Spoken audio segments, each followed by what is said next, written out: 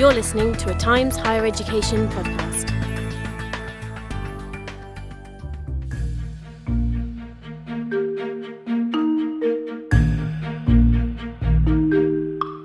Hello, you're listening to Campus Talks with me, Miranda Prynne, and today we are thinking about co-creation in higher education.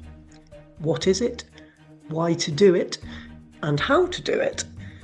We will also try to dispel some of the most common concerns that prevent educators from introducing elements of co-creation into their teaching.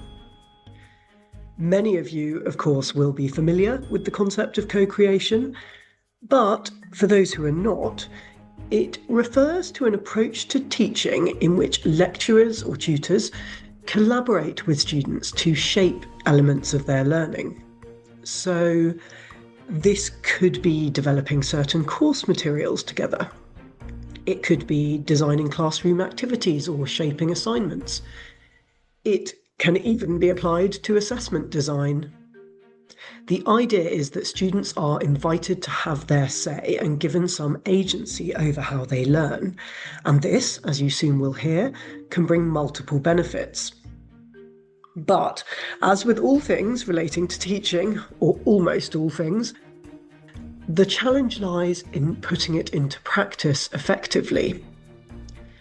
To find out more, today I speak to a professor who has been exploring different modes of co-creation for 15 years or so, really since it was first co-opted into higher education from the business and design world.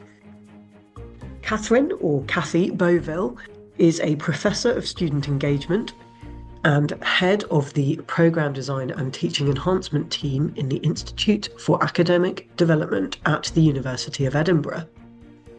She is also a visiting fellow at the University of Bergen in Norway and the author of dozens of research papers and a couple of books, all focusing on co-creating in teaching and learning. I wanted to understand more about the thinking behind this approach to teaching, but more importantly, how to make it work in practice. So, let's hear from Cathy.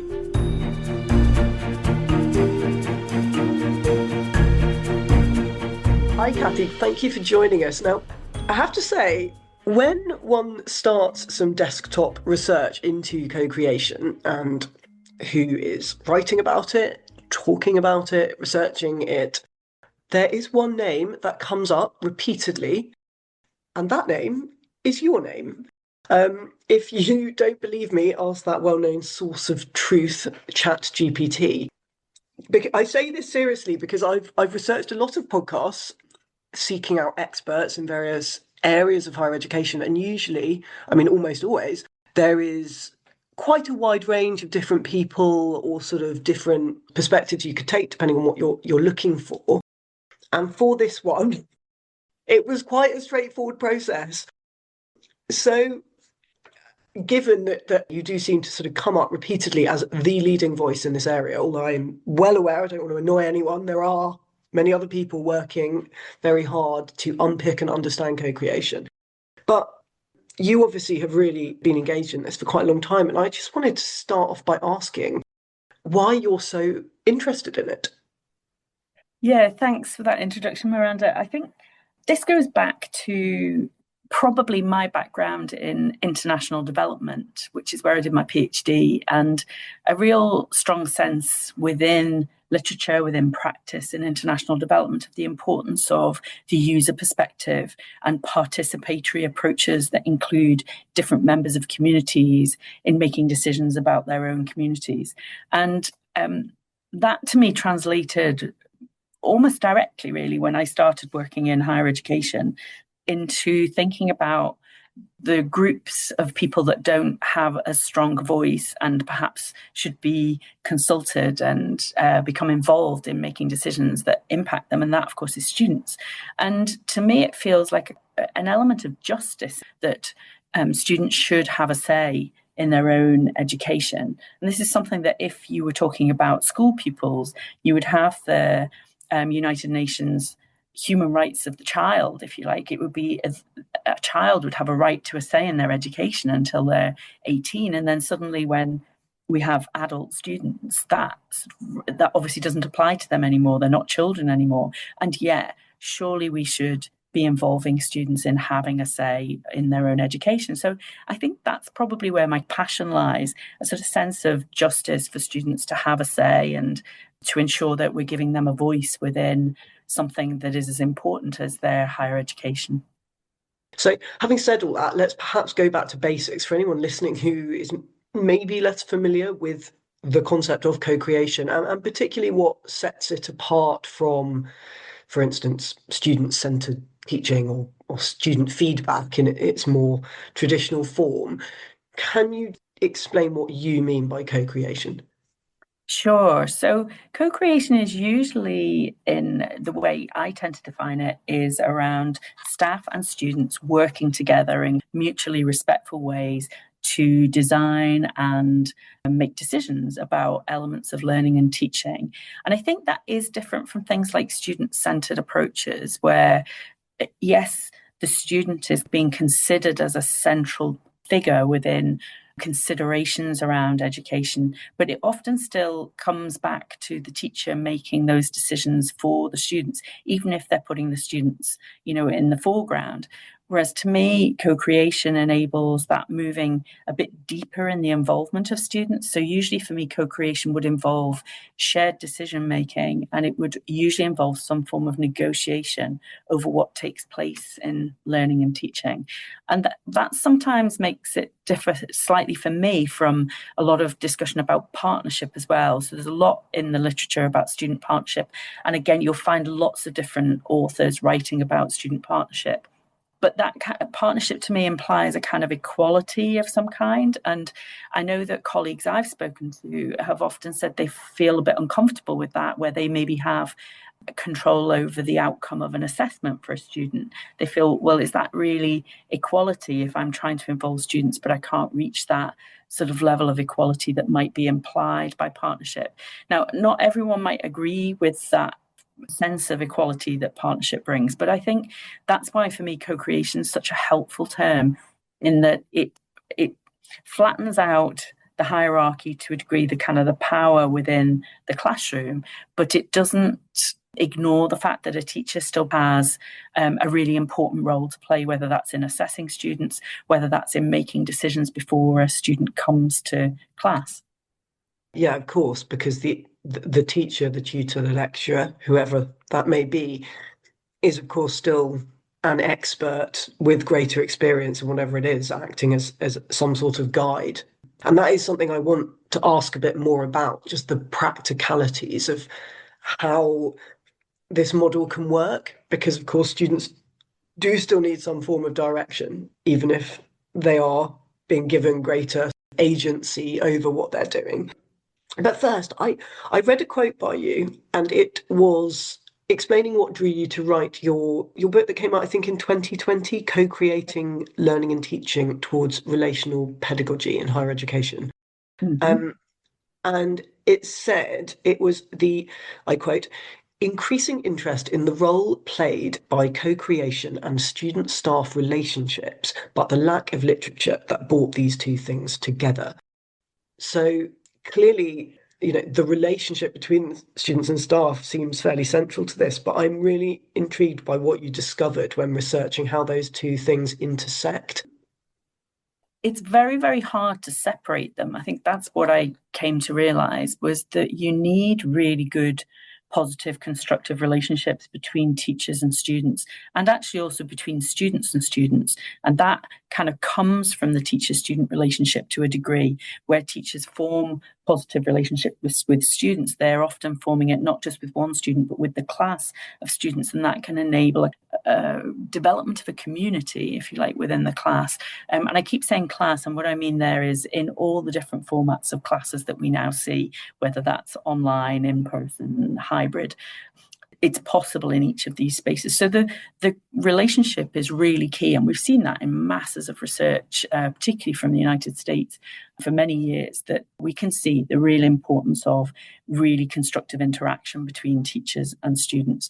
And so you need that before you start with co-creation, because if you launch in and suggest to students they should have more say in what's going on in their learning experience, they'll often sort of look to you for guidance as to what exactly are you asking me to do at this stage. So they need to, one, trust the teacher. They need to have a respect for the teacher, so that when the teacher is asking them to take steps into something that might feel a bit risky and different from what they've normally done within a class, that they're willing to go with that. And this is where, if a teacher is open and transparent about what it is that they're intending to do and trying to do and why they're trying to do that, people are much more willing to come along with you. Students are much more likely to trust that, okay, let's try this, even if it's different from how things have already been done before. And then once you start co-creation, that whole process of actually working together to make decisions usually then consolidates and enables those relationships to go even deeper. So for me, there's it's almost like a positive feedback mechanism. You really need those good relationships as a starting point to build trust. But then the more that you do co-creation work, it often contributes to the development of those relationships to even deeper levels. That makes perfect sense. So that, the relationship needs to come first, and then you've built the necessary foundations for co-creation to work really well. I mean, the more I talk to educators and indeed people in other sectors, the more I start to think that really at the root of all things is human relationships, and that is actually the more powerful force than almost anything else.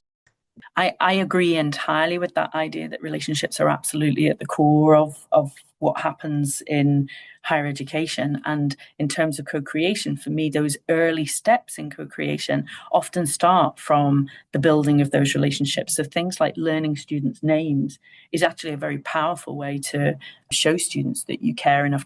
And so that's a sort of early step.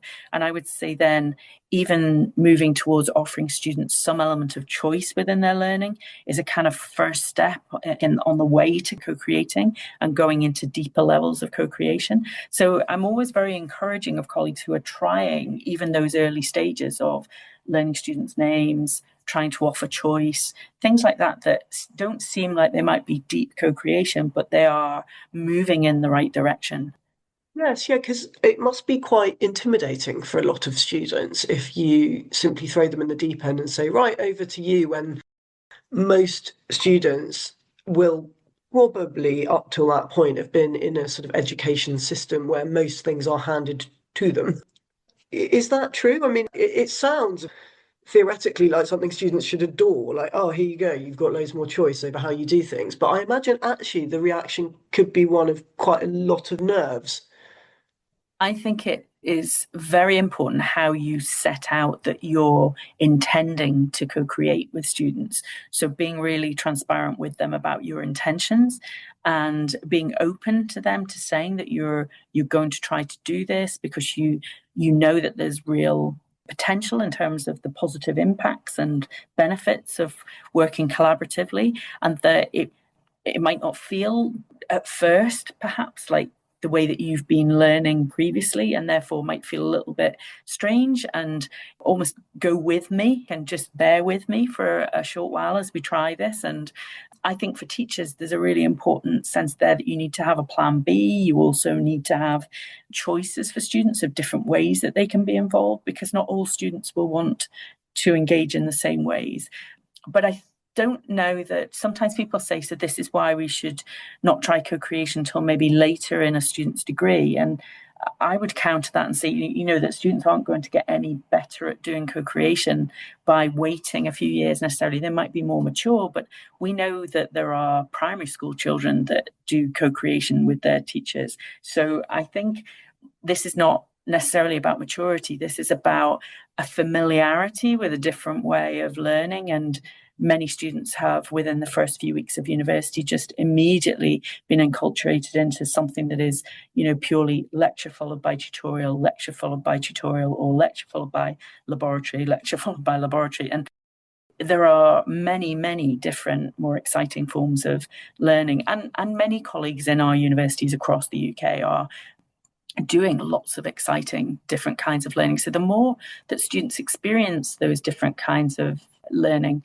they're probably more open to the idea of something like co-creation. Could you perhaps talk us through a few different methods that you or approaches that you do think work best for co-creation? I realise there's a vast array of ways of doing it, but can you just point to a few, or perhaps a few contexts in which it could work best? Yes, absolutely. I mean, there's so many different ways that people do co-creation. I think that's a really important message to put out there. So if I take one example, was a colleague actually at the University of Glasgow who had an engineering class, and that class had something like 400 students in it. And this colleague was really keen to try elements of co-creation, but was thinking this is really difficult with this number of students. And so he started out by offering the students a choice of the weighting that would be put on each of the assessments in the course. And they didn't really want to change the assessments. They had 4 assessments. They didn't really want to change them because they were working quite well. But they were willing to kind of have a conversation with students to say, do you have a preference about the kind of weight that we put on each of these 4 elements? And so the students voted for the weighting that they wanted to see on each of these assignments. And they understood that this was not for them personally, this would be for the class as a whole. And so if you really didn't like the exam and you voted 0% for the exam, there's still going to be an exam and it's still going to be worth something. But what you might do is you might be bringing down the weighting for that exam. Anyway, at the end of this, they made the changes to the weightings for the exams. And the key thing that the students fed back was, we really appreciate that you ask us. And I think that is so powerful to hear that small choice that didn't have a huge impact on the weighting, but that giving students an opportunity to influence that seemed to have a really big impact on students feeling that they were listened to. And I think that's quite key. So there's that example. And then we've got other things that colleagues have tried. So some colleagues at University College in Northern Denmark created a PowerPoint pack of slides that they made available to all the students in the class. And the class was about 50 students. And the students were learning about innovation. This was in a business class. And the teachers were saying, the students already have ideas about what they think innovation is before they come to class. They're not blank sheets of paper. And so we should hear from them, what their views are of what innovation is to them and where have they picked up those ideas. And so they asked each of the students to create a slide and put it into the PowerPoint pack. So that obviously each student had one slide, and it could have photographs, it could have quotes, it could have anything they wanted to put on that slide. And then during the semester, the teachers invited a small group of those students at each of the classes to share their particular slide and explain what was on the slide and why they'd put it there. And they said part of this was to try to enable students to realize they were part of the conversation and their views really mattered in this case. But what they said also, which they really hadn't expected, was that as a sort of side effect of this, the attendance at class was really high because the students didn't actually know when their slides would come up and when they would have to speak to their slide. And they really sort of showed how the students could be seen as part of the teaching team almost. And I've certainly used that within my own teaching really successfully to try to enable students to feel that they are able to share some of themselves within a class. And clearly that was a class of 50 students in the original example, and that it's more manageable perhaps with a class of that size or smaller. I'll maybe give you one other example. There's lots of different colleagues who are doing this, but giving students an opportunity to co-design their essay title themselves. So perhaps being given some keywords that they could use that keeps them on topic. And then they get a chance to emphasize in terms of how they write their essay title, the things that they're maybe more interested in and want to go into in more depth. So 3 examples of different kinds of ways people are doing this.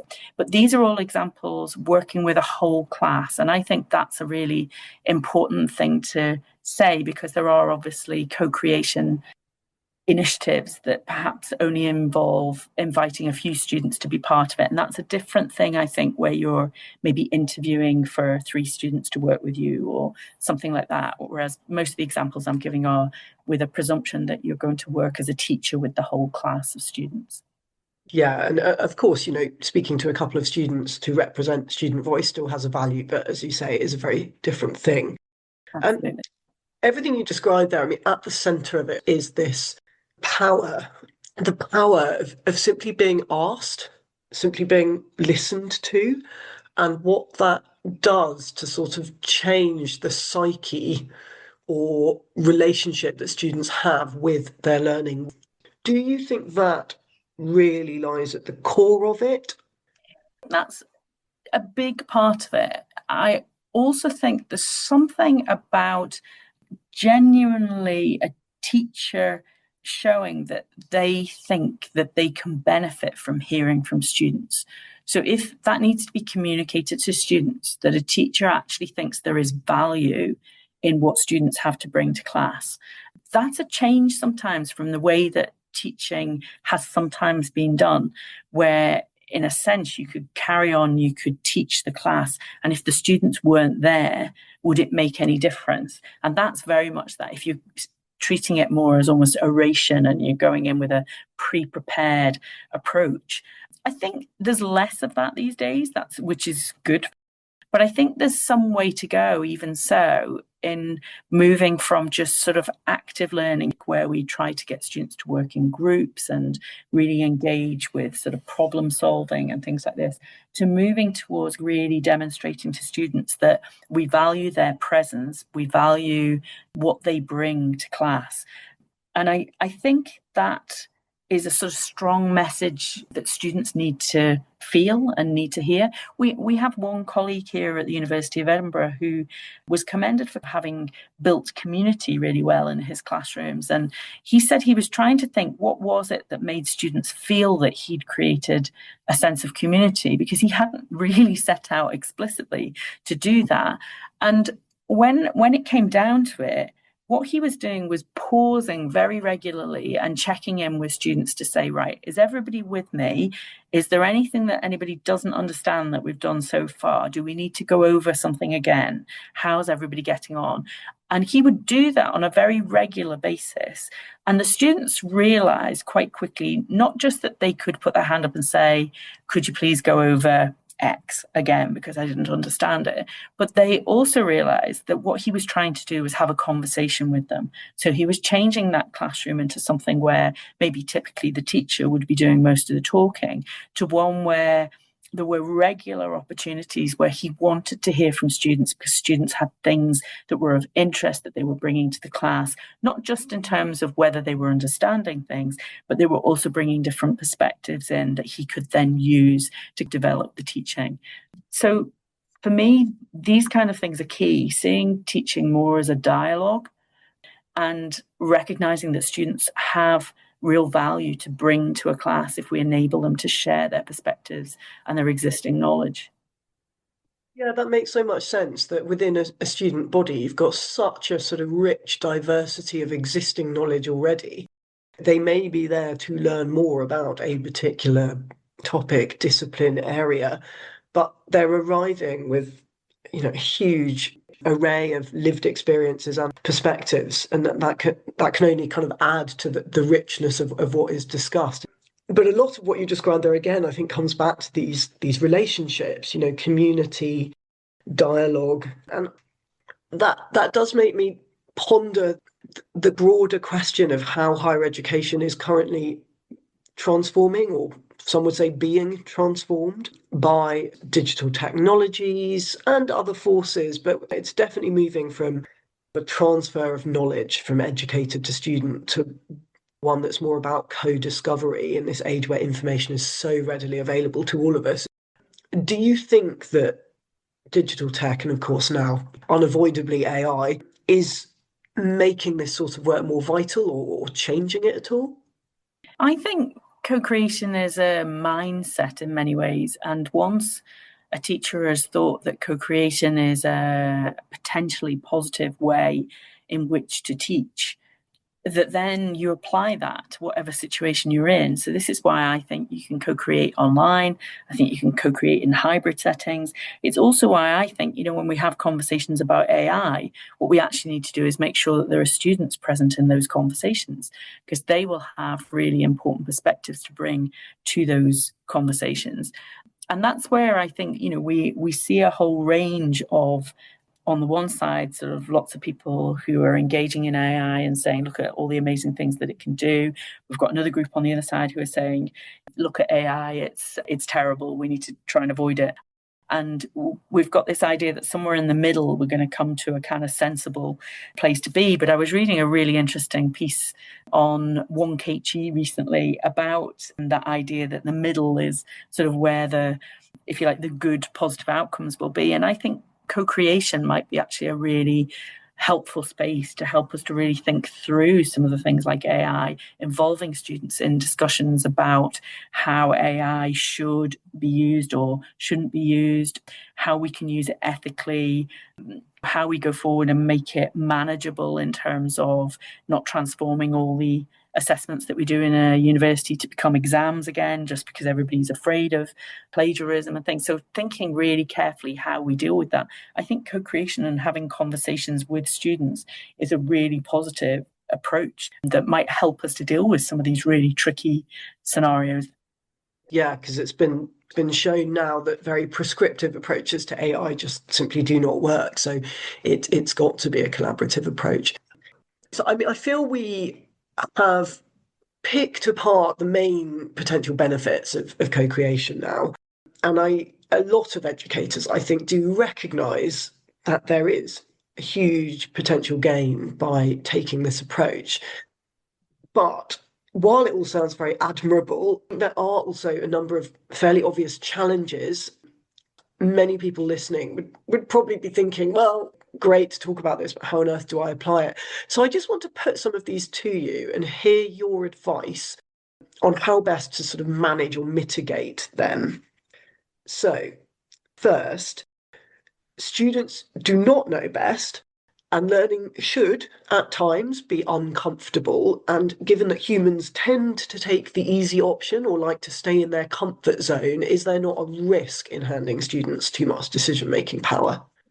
I think that's a common thought about students, that there's a sort of sense they might take the path of least resistance as other adults would. But my experience is, to be honest, that that's not always the way that students engage. If they become more deeply interested in their learning because they actually have more say in what happens in their learning, often they actually choose the options where they think they will learn and stretch themselves more. So it's not always the case. I also think that co-creation, in a sense, the clue is within the terminology, and co really implies that this is a collaboration between teachers and students. So yes, on day one, a teacher is definitely going to know more about what's in the, what should be in the first year chemistry curriculum, for example, if a teacher's been teaching that subject for many years. But students will have things that they can bring in terms of their experiences and their knowledge, and they'll have views about some of the things that we can co-create and make decisions on together. So they will probably have views about the kinds of assessments that they think they prefer, or the kinds of deadlines and things and in the timetable that may be negotiable. So there are things that they can contribute from very early on, but equally there might be parts of the content of the curriculum that the teacher probably might know best at the beginning as to what should be covered. But this is where opening up that conversation enables students to gain more knowledge of the ways that we're thinking as teachers, rather than keeping that as a closed system where they don't really learn more. So I do understand the kind of the concerns that people have in some of those areas, but my sense is that actually being very open with students and realizing they have potential to bring added value and benefit to the discussions about learning and teaching, and having that sort of outlook right from the start, seems to have quite an important impact, I think, and a positive impact. Yeah, and from what you say, it's, educators can't cast off responsibility for still being a guide in this process. So Absolutely. Next, to do it well, co-creation is a lot of work. And this is at a time when most in higher education are already stretched to breaking point. So is it really a realistic way forward? This is something people say to me quite a lot. And my sense is that the people who are doing co-creation don't have a lot more time than other people. But what they're choosing to do is use their time differently. So this is about how you plan your teaching, to plan to do things that are co-created. They might take some more work, and particularly in the first year that you design it, in the same way that when you're designing a course for the first time, it does take you longer than when you've maybe taught the same thing a few times. But to me, it doesn't have to be inordinate extra time. And I also think for people who maybe haven't co-created before, starting small with doing something where you're offering choice to students can actually make quite a difference, as we've heard previously, that students often appreciate being asked their views or asked if they want to make a choice. So I understand why people would be concerned about that in the current climate within higher education, but I also think that this doesn't have to be excessive additional hours.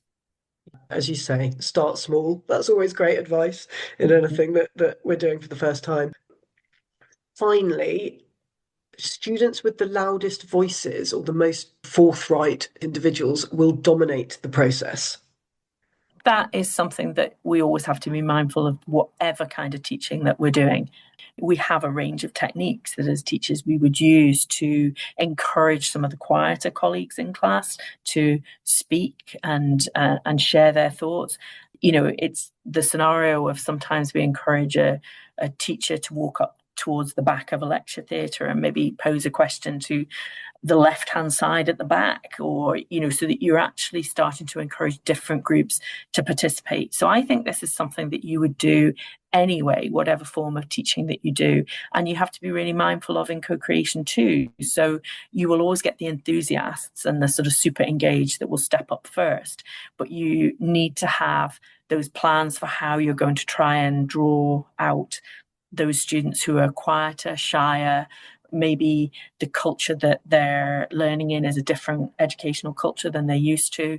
So some of that is about that dialogue that we spoke about, starting a dialogue that enables you to try to engage different students, not always the same students all the time. But I think for me, the techniques that you would use are very similar to ones you would use in other teaching approaches as well. Well, I think you've answered the key points of contention that I certainly see repeatedly in discussions about this. So I hope that's helpful to anyone who may have been questioning. Kathy, thank you so much for talking us through co-creation today. Thanks for inviting me along. It's been great. So there you are. No more excuses not to give co-creation a try. I do think it feels like a particularly resonant approach at this moment, as higher education faces such a major overhaul of traditional teaching models. Kathy's point that co-creative models could offer a very productive way forward when shaping policies relating to AI is a very salient one. If higher education faces as big a transformation as some now predict, co-creation could be a useful tool in many areas. Watch this space. For more advice on co-creation, we have a whole spotlight guide on this topic, pulling together insights from academics all over the world. Do head over to campus to take a look. That is at www.timeshighereducation.com/campus. If you enjoyed the podcast, please like and subscribe, and we will be back with you in a couple of weeks. Thank you. Bye-bye.